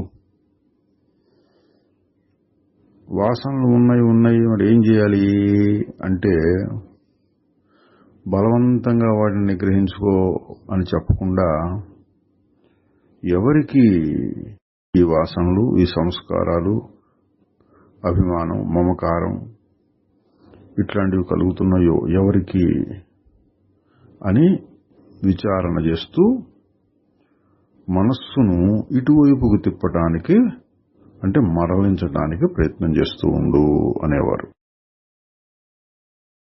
ఒకమారు అనుభవం కలిగితే అంటే ఆత్మానుభవం మనస్సు నిశ్చలమైన స్థితిలో కలిగితే అది దూరం అవుతుందా తర్వాత అని అడిగితే అది సంభవమే. వాసనలు అనాదిగా వస్తూ ఉన్నాయి. వాటి ప్రభావం వలన ఆత్మజ్ఞానం మరపు వస్తుంది. వాసనాక్షయం పూర్ణంగా జరిగితే అప్పుడు జ్ఞానం స్థిరం అవుతుంది. అంటే భగవద్గీతలో చెప్పిన స్థిత ప్రజ్ఞ. మరి శరీరం నిలబడాలి అంటే అవును, సాధనకు కూడా శరీరం కావాలి. మరి ఏవో వాసనలు లేకుండా శరీరం నిలబడదు కదా అంటే వాసనలు రెండు రకాలుగా చెప్పవచ్చు. బంధహేతువులు, ముక్తి హేతువులు. అంటే బంధాన్ని కలిగించేవి, బంధాన్ని తీసేసేవి. అంటే నాకు బంధం ఉన్నది, నాకు జ్ఞానం కలగాలి, నేను ఆత్మవిచారణ చేయాలి, నేను సత్సంగము చేయాలి, ఇటువంటి భావాలు కూడా వాసనలే. కొన్ని జన్మలుగా వస్తూ ఉంటాయి అవి కూడా. కానీ ఇవి బంధాన్ని తొలగించేటటువంటివి, మోక్షహేతువులు. వాటి సహాయంతో శరీరాన్ని నిలబెట్టుకుంటూ విచారణ మొదలైన సాధనలు చేసుకోవచ్చు. మాయ అంటే ఈ వాసన రూపంలో ఉండేదే. దాన్నే ఇంకొక రకంగా కూడా చెప్పేవారు. వాసనలు బంధహేతువులు, భోగహేతువులు. ఇక్కడ దీని అర్థం ఏంటంటే భోగాన్ని అంటే కోరిక పుట్టించి అనుభవించేటట్లు చేయటానికి ప్రేరేపించేటటువంటి వాసనలు భోగహేతువులు. మరి అవి మంచిగా చెడా అంటే వాటిని విచారణ దృష్టితో సాక్షిగా చూస్తూ ఉంటే అవి భోగాన్ని కలిగించి నశించిపోతాయి. మళ్లీ గట్టి పడకూడదు. అంటే నేను అనుభవిస్తున్నాను, ఇది బాగుంది, లేదా ఇది బాగలేదు, అది కూడా వాసనే. అనుభవించడం అంటే సుఖమే అని కాదు. సుఖము దుఃఖం అనుభవం కలుగుతూ ఉంటే ఇది బాగుంది అని, బాగలేదని, మళ్లీ కావాలి లేక వద్దు, ఇటువంటి భావాల్ని గట్టి చేసుకుంటూ ఉంటే వాసనలు గట్టిపడతాయి. అప్పుడు అవి బంధహేతువులు అవుతాయి, బంధాన్ని కలిగిస్తాయి.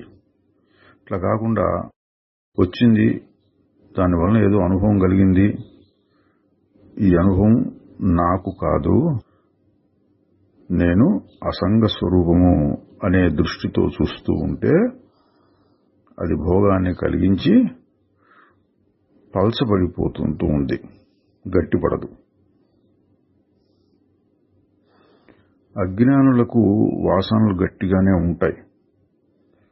వాసనలు ఎంత గట్టిగా ఉంటే అంత ఎక్కువగా మననం, నిధిధ్యాసన చేస్తూ ఉండాలి. ఆత్మసాక్షాత్కారం కాలేదు, ఇంకా ఎప్పుడో అనేటటువంటి భావాలు కూడా మన అభివృద్ధికి అడ్డంకే అవుతాయి. అంటే ఆలోచించవలసిన పద్ధతి ఏమిటి? మధ్య మధ్యలో వాసనలు, ఇతర అడ్డంకులు వస్తున్నాయి, కానీ నాకేమీ కాలేదు అన్న దృష్టిని నిలబెట్టుకుంటూ ఉండాలి. నాకు ఇంకా కాలేదు ఎప్పుడు అంటే అది కూడా ఒక అడ్డంకే అన్నారు. వాసనలు ఎక్కువగా ఉన్నప్పుడు వాటిని ఎట్లా తొలగించుకోవాలి అని ఎక్కువగా ఆలోచించకుండా వాటి మూలాన్ని ఎక్కడి నుంచి వస్తున్నాయి దాన్ని కూడా తెలుసుకునేది ఎవరు? ఈ విధంగా ఆలోచిస్తూ ఉంటే అవి తగ్గిపోతాయి. అంటే వాసనలు అనే దాని మీద దృష్టిని ఏకాగ్రం చేయకుండా మూలమైనదేమిటి అని విచారించి ఆత్మ మీద దృష్టిని సాధనని పెట్టాలి. కర్మను అంటే వ్యావహారిక కర్మలు, శాస్త్ర సంబంధమైన కర్మలు ఇవన్నీ మానేసి నేను సాధన చేస్తూ వచ్చునా అంటే సరే ప్రయత్నించి చూడు, కుదురుతుందేమో. లోపల వాసనలు గట్టిగా ఉన్నంత వరకు నీవు ఆ పని చేయలేవు. అందువల్ల అవి ఉన్న సమయంలోనే ఆత్మవిచారణ చేస్తూ ఉండాలి. వాసనలు క్షయించే కొద్దీ ధ్యానం ఇంకా బాగా కుదురుతుంది. వాసనలను నిర్మూలించగలిగిన శక్తి ఆత్మానుభవంలో ఉంటుంది.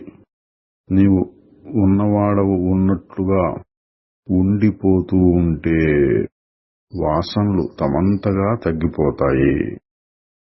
దుష్ట వాసనలను జయించటానికి సాధు సంగం బాగా ఉపయోగిస్తుంది. వాసనాక్షయం బాగా కలిగితేనే కాని తమకు నిరంతరంగానే ఉన్నటువంటి ఆత్మానుభవాన్ని గ్రహించలేరు. ఎవరో అడిగారు, ఇతరుల మీద అభిమానపడితే వారు చనిపోయినప్పుడు మనకి దుఃఖం కలుగుతూ ఉంటుంది, మరి ఏం చేయాలి? అందరినీ ప్రేమిస్తూ ఉండటమా లేక ఎవరిని ప్రేమించకుండా ఉండటమా అనేది చిక్కు ప్రశ్నలాగా అడిగితే మహర్షి గారు చెప్పేదేమిటి, ఆ దుఃఖించేవాడెవడో వాణ్ణి లేకుండా చేయి. వాళ్ళు వీళ్ళు ఉన్నారు, వాళ్ళ మీద అభిమానం తీసేసుకోవాలని కాకుండా ఎవడికి దుఃఖం కలుగుతోంది అని చూడు. ఎవరో అడిగారు, సూర్య మార్గం చంద్ర మార్గం ఇవి ఏమిటి అంటే యోగ పద్ధతిలో చెప్తారు. శరీరాన్ని వదిలేసేటప్పుడు ఈ మార్గంలో వెళ్ళాలి, ఆ మార్గంలో వెళ్ళాలి అని కూడా చెప్తూ ఉంటారు. వాటిని గురించి మహర్షి గారి భావం ఏంటంటే, ఉన్న భావనలతోనే తలమునకలైపోతూ ఉంటే ఇంకా ఈ శాస్త్రాలను చదివి మరికొన్ని వాసనలను పెంచుకోవాలా అన్నారు. అంటే అటువంటివి అనవసరం. వాటిని ఆలోచించకుండా నీకున్నటువంటి సమయాన్ని శక్తిని ఆత్మవిచారణలోనే నిలుపుతూ ఉండు. వాసనలకు కూడా మూలమై వాసనలతో అంటుకోకుండా ఉండేటటువంటి స్వరూపాన్ని గురించి విచారణ లేక ధ్యానం చేస్తూ ఉండు అన్నారు. తరువాత యోగ సిద్ధులు. చాలా మంది యొక్క అభిప్రాయం ఏంటంటే, ఒక జ్ఞాని లేక యోగి లేక ఎవరో ఆధ్యాత్మికంగా అభివృద్ధి చెందినటువంటి వ్యక్తికి అతీతమైనటువంటి కొన్ని శక్తులు ఉంటాయి, సామాన్య మానవులకు లేనటువంటివి. అంటే ఎక్కడో దూరంగా ఉన్న వాటిని వినటం, చూడటం, ఇతరుల మనస్సులోని ఆలోచనలను చదవటం, రాబోయేదాన్ని చెప్పగలగటం, వీళ్ళు ఏదైనా ఒక మాట అంటే అది జరుగుతుంది, దానివల్ల ఇతరులకి ఏదో వరంలాగానో శాపంలాగానో ఇవ్వటం, ఇవన్నీ మనం కథల్లో వింటాము. కొందరు అటువంటి శక్తులను కూడా సంపాదించినట్టు ఇప్పుడు కూడా కనపడుతూ ఉన్నది. మహర్షి గారు దాని గురించి ఏం చెప్పారంటే, అవి ఆధ్యాత్మిక అంటే అసలైన ఆధ్యాత్మిక సాధనకు అనవసరము, ఇంకా అడ్డంకి అవుతుంది, నష్టం కూడా ఉంటుంది. అయితే రమణ మహర్షి గారికి కూడా కొన్ని శక్తులు ఉండేవి అని కొందరు భక్తులు చెప్తూ ఉంటారు. ఆయన అయితే చెప్పుకోలేదు ఎప్పుడు, నేను మిమ్మల్ని అందరినీ ఈ విధంగా ఆ విధంగా రక్షిస్తాను అని చెప్పుకునేవారు కాదు. కానీ కొంతమంది మాకు అనుభవాలు కలిగినాయి, కష్ట సమయంలో ఆయన గురించి తలుచుకుంటే మా కష్టాలు తీరిపోయేవి, ఆ విధంగా చెప్పేవారు. సరే, మహర్షి గారి అభిప్రాయం ఏంటంటే,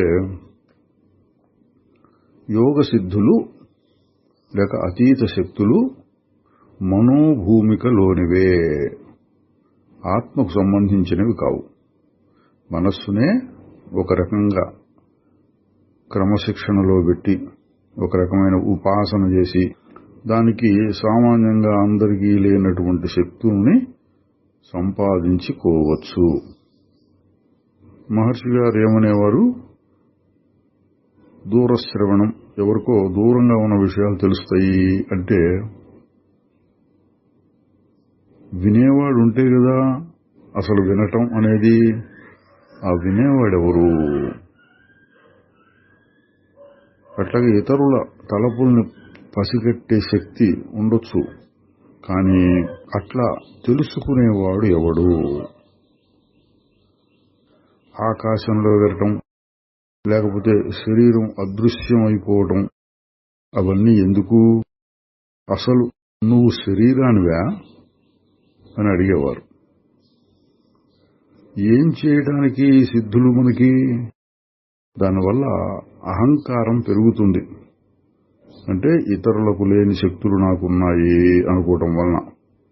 అదేవిధంగా పోటీ, అటువంటి శక్తులు కలిగినటువంటి ఇతర యోగులతో నువ్వెక్కువ నేను తక్కువ అన్నట్లు పోటీ ఉంటుంది. అసలు నిజమైన శక్తి ఏది? సంపదను ఇచ్చేదా? ప్రాపంచికమైన లాభాలను ఇచ్చేదా? కాదు, శాంతిని ఇచ్చేది. ఇదండి, బాగా గుర్తుపెట్టుకోవాలి. ఆధ్యాత్మిక సాధన యొక్క ప్రయోజనం ఏమిటి అంటే శాంతి, పరమశాంతి. మనసు ఎప్పుడు సమస్థితిలో ఉండటం, దాన్ని సాధించాలి. ఇంకా ఏమన్నారంటే, విషయ జ్ఞానం అంటే ప్రాపంచికమైనటువంటి విషయాలకు సంబంధించినటువంటి జ్ఞానం పరిమితంగా కొంత మాత్రమే ఉన్నప్పుడు ఎంతో దుఃఖాన్ని కలిగిస్తోంది. ఇక శక్తుల వల్ల ఆ జ్ఞానం బాగా పెరిగితే మరింత దుఃఖమే కదా. కొందరు ఇది విని ఊరుకోక కొంచెం ఎదురు ప్రశ్నలాగా వేస్తూ ఉండేవారు. వశిష్ఠుడు, వాల్మీకి మొదలైన వారికి గొప్ప గొప్ప శక్తులు ఉన్నట్లు చెబుతున్నారు కదా అంటే అది వారి ప్రారబ్ధం, జ్ఞానానికి సంబంధం లేదు. జ్ఞానానికి అవి అవసరం కూడా కాదు, అడ్డంకి కూడాను. వారు చేసినటువంటి తపస్సు మొదలైన వాటి వల్ల శక్తులు వచ్చి ఉండవచ్చు, కానీ జ్ఞానం వల్ల కాదు.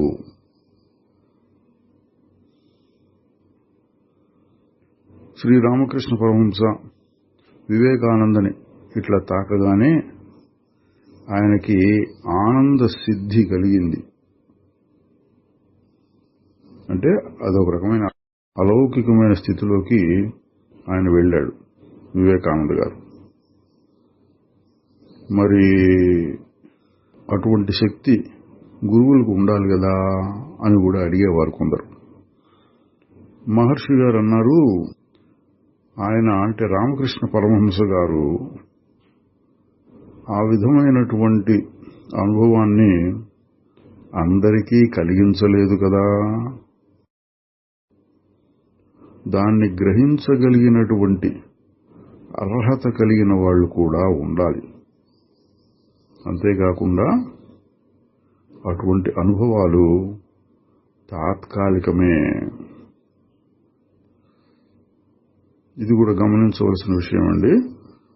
కొన్ని సందర్భాల్లో అవతల వారి శక్తిని బట్టి ఏదో ఒక అలౌకికమైనటువంటి స్థితి కలిగినట్లు అనిపించవచ్చు. మంచిదే, కానీ అది తాత్కాలికము అంటున్నారు. అది శాశ్వతంగా నిలవాలంటే తనకు తాను విచారణ, ధ్యానము, వాసనాక్షయము మొదలైన వాటికై కృషి చేయవలసి ఉంటుంది. ఇంకొకరెవరో శాస్త్రంలో కూడా చెప్పి ఉన్నారు. దక్షిణామూర్తి స్తోత్రంలో చివరి శ్లోకంలో ఫలశ్రుతి లాంటిది చెప్పారు. ఈ శ్లోకాలను అంటే ఈ స్తోత్రాన్ని ఎవరైతే నేర్చుకుంటారో, సంకీర్తన చేస్తారో, వాటి అర్థం మీద ధ్యానం చేస్తారో వారికి ఈశత్వం అంటే ఈశ్వరుడు లాంటి శక్తి కలుగుతుంది అన్నట్లుగా చెప్పారు అని అడిగితే దాని గురించి వివరించకుండా మహర్షి గారు తన పద్ధతిలో మొదట నీకు ఆ ఈశత్వం కలగని తరువాత సిద్ధుల్ని గురించి చూడొచ్చు. ఇక్కడ ఈశత్వం అంటే అంతటా ఒకటిగా ఉన్న ఆత్మ అనుభవం. అడిగేవారు ఎట్లా అడుగుతారు? ఈశ్వరుడికి ఎన్నో శక్తులు ఉంటాయి, ఆయన ఫలానా లోకంలో ఉంటాడు, ఈ సరి అక్కడ ఉండి ఈ ప్రపంచం మొత్తాన్ని నడుపుతూ ఉంటాడు, అటువంటి శక్తి మనకు కూడా రావాలి అని. అది కాదు, ముందు సర్వాత్మకత్వం సంపాదించు, తర్వాత సంగతి తర్వాత చూద్దాం అనేవాళ్ళు.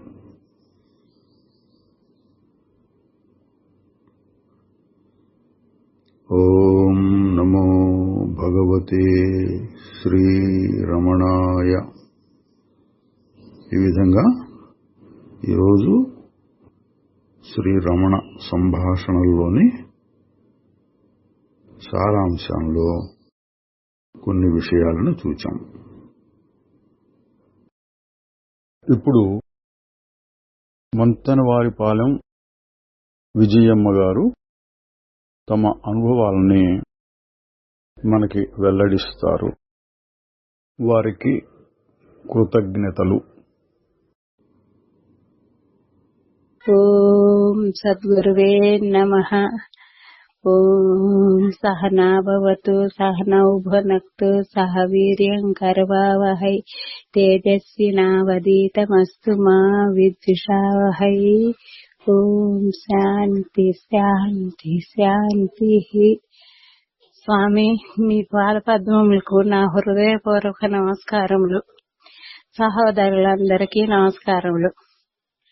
ధ్యానం చేస్తూ ఉంటే ఏకపరత్వంగా ఆనందంగా ఉంటుంది స్వామి. మనసులో ఆలోచనలు వస్తూ ఉంటే ఎక్కడి నుంచి వస్తున్నాయా అని విచారించితే ఏమీ తెలియట్లేదు స్వామి. బయట వ్యవహారం ఏదైనా సమస్య వచ్చినా, శరీరవాదులు ఎదురైనా ఆగి చూచితే ఆనందంగా హాయిగా ఉంటుంది. ఆలోచనలు చాలా తగ్గినవి. భూతకాలం ఆలోచనలు అయితే రావటం లేదు.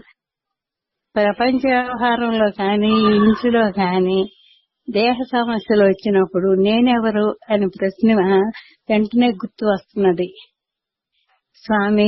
కష్టకాలు గాని, లోక వ్యవహారాలు గాని, ఇంటి సమస్యలు గాని ఏవి ఎదురైనా నేనెవరు అన్న ప్రశ్నతో అన్ని పోయి ఆనందంగా శాంతంగా ఉంటున్నది. గాఢ నిద్రలో లాగా ఉంటున్నది స్వామి. నీ దయ వలన ఆ గురుని కృపతో సాధన ఎట్లా జరుగుతున్న స్వామి. చిత్త శోధకం ముక్తి సాధకం. స్వామి మీ పాద నమస్కారం స్వామి. నాకు అనుభవిస్తా ఉంటే స్వామి ఏ క్షణమైనా గుర్తులోనే ఉంటున్నారు స్వామి. ఎదురు ఎట్లాగున్నా ఎన్ని మారిపోయేది మారని స్వరూపం నాది. ఎట్లా బొత్తులున్నా నేను మారతల్లా, ఏవి మారినా అన్నది గుర్తు రాగానే హాయిగా ఉంటున్నారు స్వామి. ఏదొచ్చినా కూడా ఏది అక్కడ నిలబడట్లేదు, నా స్థిరత్వానికి ఏమి అర్థం కాదు అనిపిస్తున్నారు స్వామి. ఓం నమో భగవతే శ్రీ రమణాయ. చిదానంద రూప శివోహం